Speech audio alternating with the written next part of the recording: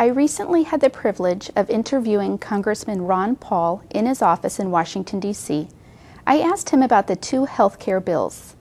The first one is the Health Freedom Act, which would end FDA censorship, and also the unpasteurized milk bill that would stop the FDA from banning unpasteurized organic milk. We also presented him the Health Keepers Health Freedom Leadership Award. Here is his interview. Congressman Ron Paul, please tell us about your bill to end FDA censorship. Another piece of legislation that I've worked on for quite a few years is the Health Freedom Act, which would allow all individuals to advertise without prior approval from the federal government. To me, it's a First Amendment issue. Why should they apply prior restraint to people who are selling goods or food or vitamins or whatever, and yet if you're publishing a book, you don't have prior restraint. If people create fraud, it's handled a different way.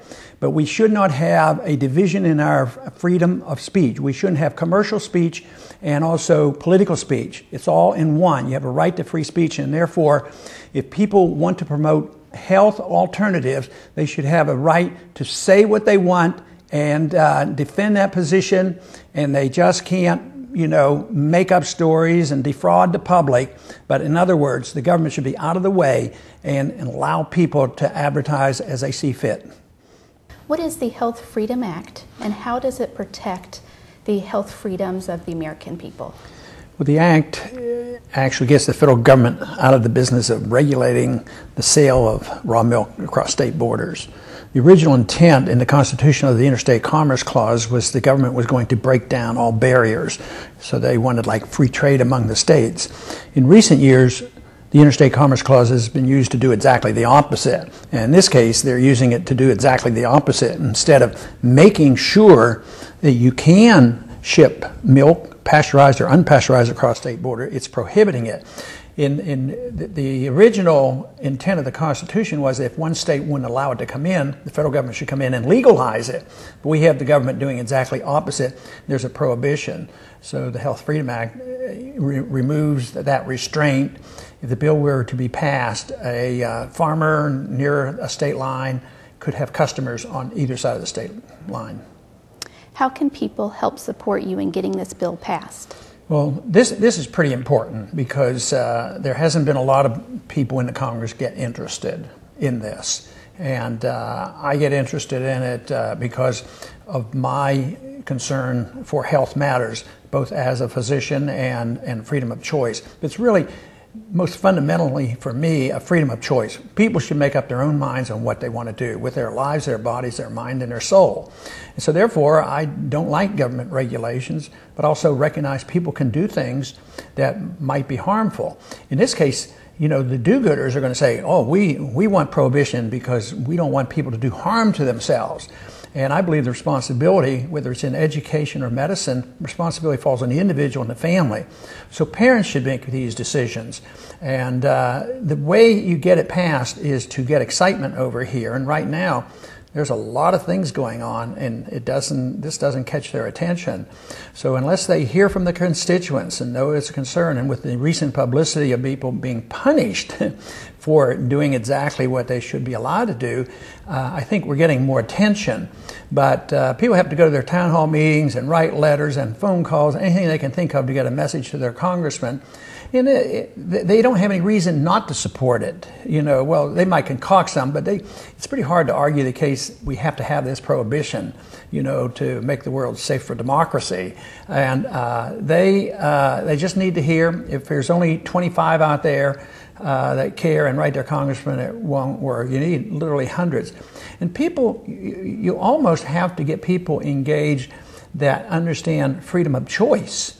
Rather than just raw milk. When I announced that I have this bill to make the point, I'm for people making up their own minds about what they put into their own bodies, I recognize maybe only about 10% are people who are directly interested in the issue, but everybody else hears it from me, and I'm sure they all agree with me, or I wouldn't be saying it. They all, applaud it. But probably even in the groups that I get out, my guess would be 10% at most that would be strongly involved in this issue are interested because of the milk issue, but all of them are interested as a freedom issue. So you have to incorporate the freedom movement to participate and help get the attention of their congressman. Thank you. This video will be shown to over 6,000 attendees at the Health Freedom Expo, and it will also be on our website for the visitors to view. What would you like to share with them today? Well, a little bit of what I just said. You know, we live in tough times. We have lived in tough economic times. We have bad foreign policy, bad monetary policy, and a budget that's totally out of control. But the answer can be found in individual liberty and our Constitution. But the answer to the separate and precise problems that we have can be answered the same way. It's individual liberty in our Constitution that can defend the rights of people to take what they want and to sell what they want and to actually, drink raw milk. So it is this understanding that people have to have in order to, get changes. But they should work with coalitions, try to find other groups that want freedom of choice for other reasons and get together. So in essence, if we legalize the Constitution, we wouldn't have to be dealing with raw milk. But it would legalize all our freedoms, whether you want your kids to go homeschooling or what kind of alternative health care you want and these many other things. So it's the understanding the basic concept of freedom and then participating. And I have a record for not compromising my views, but I also work very hard for coalitions. And whether it's a war issue, a civil liberties issue, or an economic issue, I can work with different groups as long as they, want to support the principles of the Constitution. But it's achievable, but it's never easy.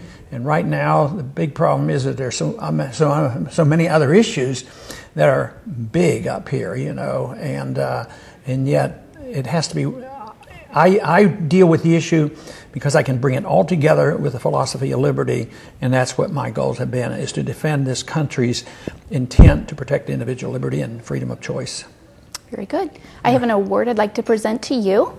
It is the Health Freedom Leadership Award, and on behalf of Health Keepers Alliance and Health Freedom Expo, thank you very much for all that you've done. Thank you very much. It's very, very nice. You're welcome. Thank you.